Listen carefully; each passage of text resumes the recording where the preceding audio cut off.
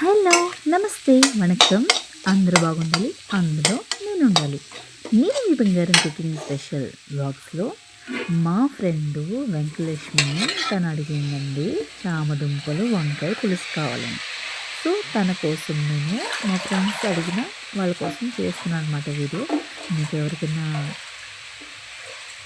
ఇది కావాలి అంటే చేసి చూపిస్తాననమాట. అది చూసి మీరు చేసుకోండి. చూసారు కదా! ఫస్ట్ మనం వంకాయ ముక్కల్ని మంచిగా కడుక్కొని ఉప్పు నీటిలో నానబెట్టాలి. చామదుంపల్ని ఉడకబెట్టుకొని పక్కన పెట్టుకోవాలి. 2 విజిల్స్ వచ్చిన తర్వాత కడుక్కొని ఆ తొక్కలు తీసేసుకొని పక్కన ఉంచుకోండి. తర్వాత ఒక కళాయి పెట్టుకొని దాంట్లో ఉల్లిపాయలని ఫస్ట్ వేయించేసుకోండి ఎర్రగా రోస్ట్‌గా. వేయించేసుకొని దాంట్లో ఒక పచ్చిమిర్చి, నాలుగు కరివేపాకు, కొంచెం కొత్తిమీర వేసి పసుపు, ఉప్పు కూడా వేయండి సాల్ట్. వేసి మనం వంకాయని ఫస్ట్ ఇట్లా ఆయిల్ కూడా నేను వేసుకున్నాను. ఒక 4 స్పూన్లు వేసుకున్న తర్వాత దాంట్లోనే బాగా కలియబెట్టాలి అనమాట. ఫస్ట్ మీకు మ్యాటర్ చెప్దానేసరికి వచ్చేసింది. అందుకని నేను చెప్తున్నాను. కన్‌ఫ్యూజ్ అవ్వకుండా చూడండి.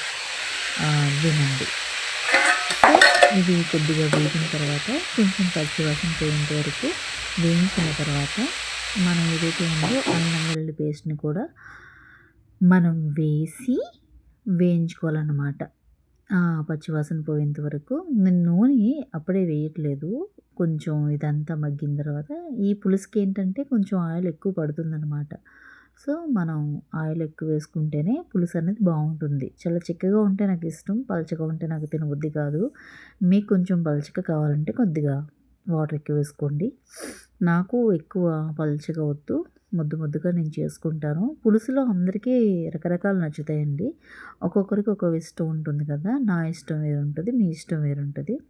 సో, నేను చెప్పిన విధంగా పలచగా కావాలంటే కొంచెం వాటర్ పోసుకోండి. నాకు ఎక్కువ వద్దు కాబట్టి నేను కొంచెం వాటర్ తగ్గించి గుజ్జుగా దగ్గరగా చేసుకున్నాననమాట. ఏదైనా అన్నంలో కలుపుకొని తింటే వేడి వేడి అన్నంలో అద్భుతः అనమాట. మనం ఇట్లా మీడియంలో పెట్టుకొని మనం మగ్గబెట్టుకొని తిప్పుతూ ఉండాలి. అడుగు పట్టకుండా, మాడకుండా. మనం ఏదైతే అల్లం వెల్లుల్లి పేస్ట్ వేసామో అది బాగా మంచిగా దాంట్లో పచ్చివాసన పోయేంత వరకు వేగాలనమాట. మనం ఇట్లా వేయించుకోవాలి. నేను ఎక్కువ పులుసు చేయట్లేదండి. సో, మనం ఒక వంకాయ కోసుకుంటే చాలు. ఒక తెల్ల వంకాయ కానీ, నల్ల వంకాయ కానీ మీ దగ్గర ఏ వంకాయ ఉంటే ఆ వంకాయ వేసుకున్నా బావుంటుందనమాట. మనం వంకాయ అని తీసి పడేస్తాం గానీ, అది టేస్ట్‌లో రారాజండి. ఆహా! ఏమి రుచి అన్నాను కదా! నేను అల్లం ముక్కని ఒకటి పేస్ట్ వేసిన తర్వాత అల్లం పులుసులా కూడా ఉంటుందనమాట. ఒక అల్లం ముక్కని కొంచెం చితక్కొట్టి వేసుకున్నాను. తర్వాత కొంతమంది ఇందులో మెంతులు వేస్తారు. నాకంత నచ్చదు. కానీ వేసుకుంటే ఫ్లేవర్ బావుంటుందనమాట. కొంచెం బెల్లం ముక్క పక్కన పెట్టుకోండి. పులుసులో బెల్లం ముక్క కొద్దిగా వేసుకుంటే బావుంటుంది. ఈ చామదుంపలు నేను తక్కువ చేస్తున్నాను కాబట్టి క్వాంటిటీ నేను కొంచెం కొంచెం వేస్తున్నాననమాట. వేసుకొని అడుగు పట్టకుండా మనం మంచిగా తిప్పాలనమాట. తర్వాత కొంచెం పసుపు, కొంచెం కొద్దిగా మసాలా వేసుకొని మనం గిరగిర తిప్పేసుకోవాలనమాట. ఈ స్టేజ్‌లోనే మనం కారం కూడా వేసుకోవాలండి. కారం ఎవరికి తగ్గట్టు వాళ్ళు వేసుకోవాలి. కారం ఏంటంటే పులుసుకి ఎంత కారం ఉంటే అంత బావుంటుంది. ఒకళ్ళు 1 స్పూన్ వేసుకుంటారు. ఒకళ్ళు 2 స్పూన్స్ వేసుకుంటారు. ఒకళ్ళు 3 స్పూన్స్ కూడా వేసుకుంటారు. మాకు ఆంధ్ర సైడు నేను ఈస్ట్ చూసాను, వెస్ట్ చూసాను కాబట్టి అటు సైడ్ అందరూ కారాలు ఎక్కువే తింటారు. సో, నేను కూడా కారం ఎక్కువే తింటాను. మనం దీంట్లో వేసేసుకొని అంటే కొంచెం జీలకర్ర కూడా వేసుకొని ఇది మధ్యలో వేసుకుంటే బావుంటుందండి. దాంట్లో మగ్గుతుంది. దానికేమి ఇదవ్వాల్సినది లేదు. ఒక్కొక్కళ్ళది ఒక టేస్ట్ అంటే ఒక్కొక్కళ్ళు ఒక్కోలా చేస్తారని చెప్పాను కదా! నేను కొంచెం ధనియాల పొడి, కొద్దిగా జీలకర్ర పొడి, కొంచెం కారం అంతా వేశాను. మంచిగా నేను పులుసు చింతపండుని కొంచెం హాట్ వాటర్‌లో కొద్దిగా నానబెట్టి ఉంచుకున్నాను. అప్పటికప్పుడు అంటే నానదు కాబట్టి కొంచెం వేడి నీటిలో చింతపండు ఒక నిమ్మకాయ సైజ్ అంత నానబెట్టుకుంటే త్వరగా మగ్గిపోతుందనమాట. లేదంటే ఒక గంట ముందు నానబెట్టుకున్న నానుతుంది. ఇలా మనం పిసికేసుకొని చింతపండుని దాంట్లో తుక్కేమీ లేకుండా చెయ్యి అడ్డు పెట్టుకొని ఇలా పోసుకోవాలనమాట. ఇలా పోసుకొని బాగా మనం మగ్గబెట్టాలనమాట. పులుసు చెప్తాను గుర్తుపెట్టుకోండి. ఎంత మరిగితే అంత టేస్ట్ ఉంటుంది. అది సిమ్‌లోనే మరగబెట్టాలి. హైలో పెడితే బాగోదు. చూసారు కదా! నేను కొంచెం నల్ల బెల్లం వేసాను. మీ దగ్గర ఏ బెల్లం ఉంటే ఆ బెల్లం వేసుకోండి.